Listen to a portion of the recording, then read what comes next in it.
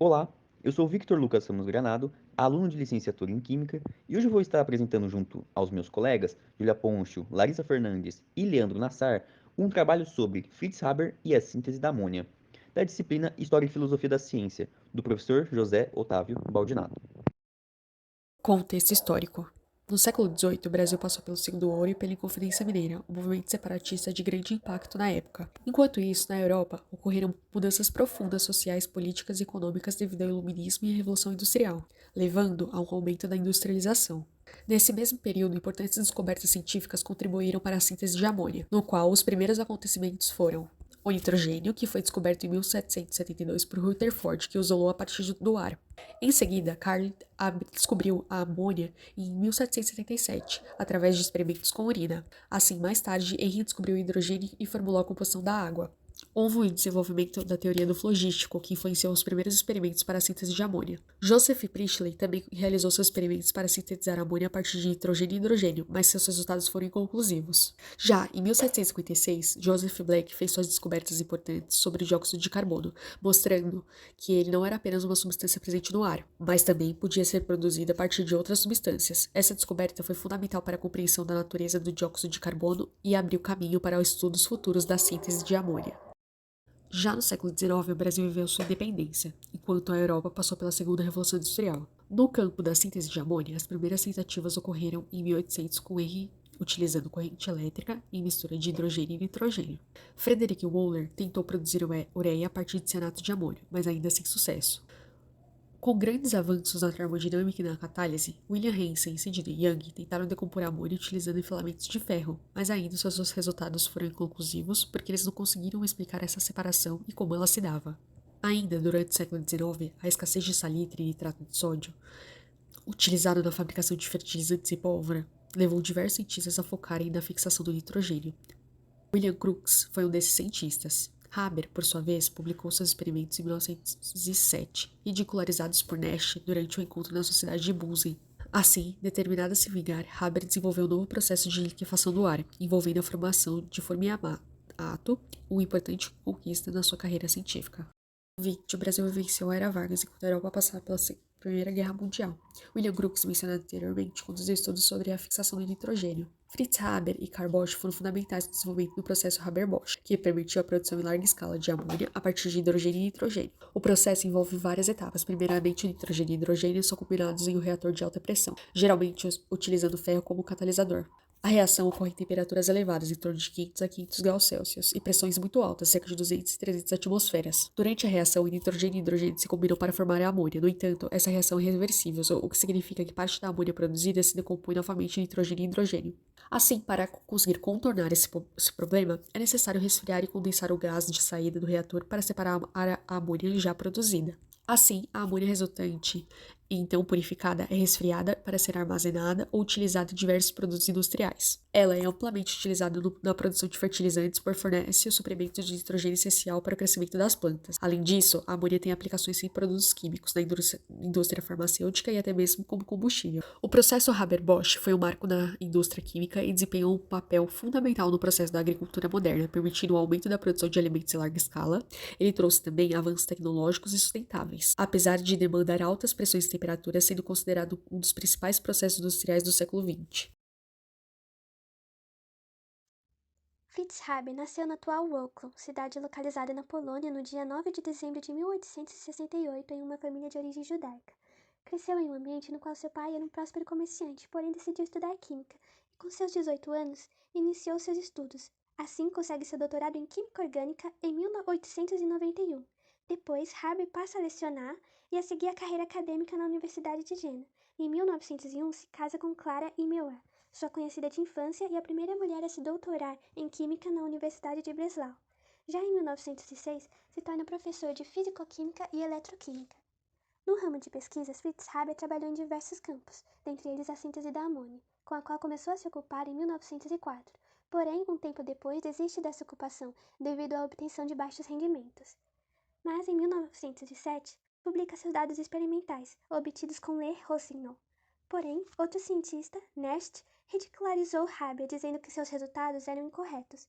Isso fez com que Haber se determinasse a voltar a estudar a síntese da amônia. No ano de 1914, Haber adentrou no conflito da Primeira Guerra Mundial e liderou o primeiro ataque com gás cloro. Nesse período, sua esposa pediu para Haber deixar de trabalhar com gases venenosos, porém não lhe dá ouvidos. Então, curiosamente, Clara acaba se suicidando com a própria arma de Haber. Depois desse período, Haber e Nest foram acusados como prisioneiros de guerra e por isso Haber teve que fugir para a Suíça, onde se naturalizou. E em 1918 lhe é concedido o Prêmio Nobel de Química.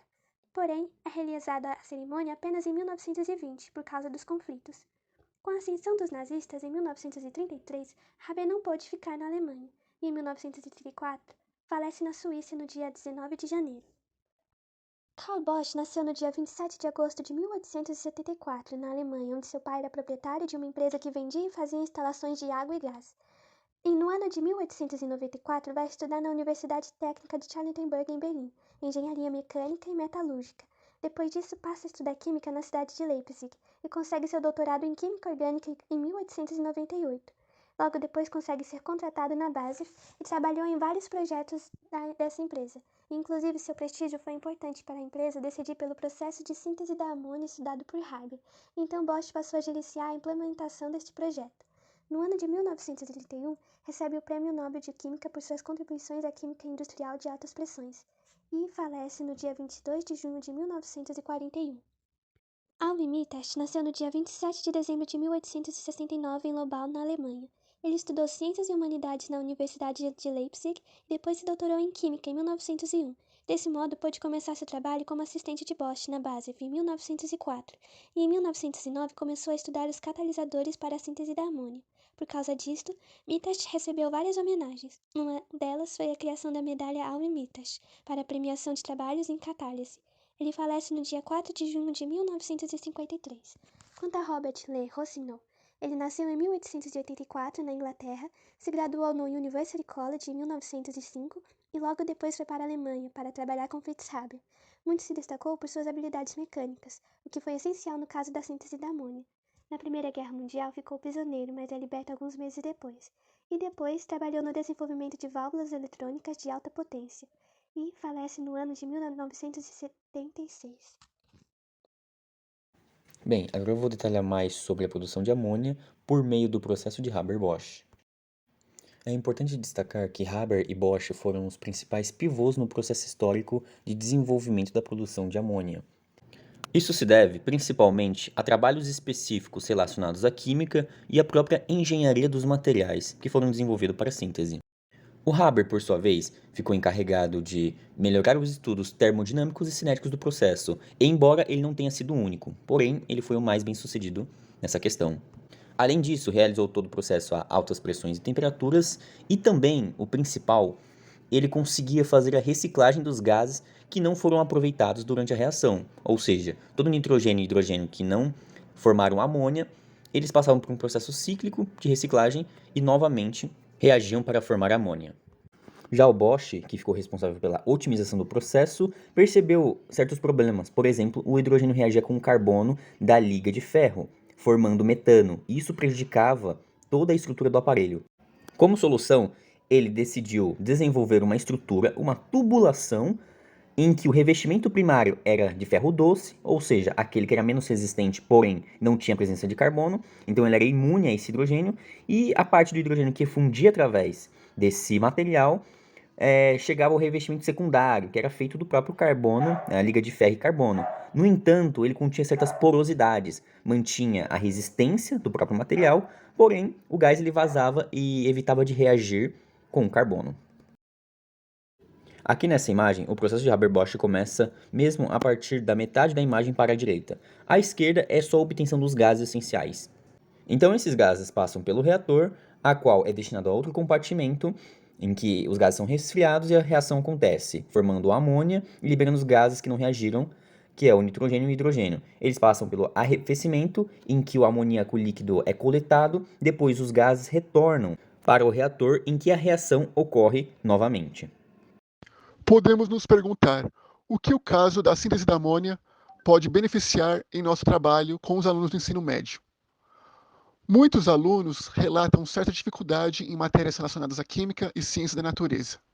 Relatam que a matéria é de difícil compreensão e assimilação e com muitos detalhes específicos. Isso ocorre porque podem não ter tido um histórico educacional adequado. Com o estudo de caso, podemos nos aproximar de outras disciplinas da ciência da natureza e das ciências humanas, trabalhar com questões como as descobertas científicas, o trabalho dos cientistas, suas dificuldades, luta por reconhecimento e luta para obter prestígio. Dessa maneira, conseguimos humanizar as questões da química, como, por exemplo, nesse caso da síntese da amônia. Uma vez que podemos olhar de maneira mais concreta e menos abstrata.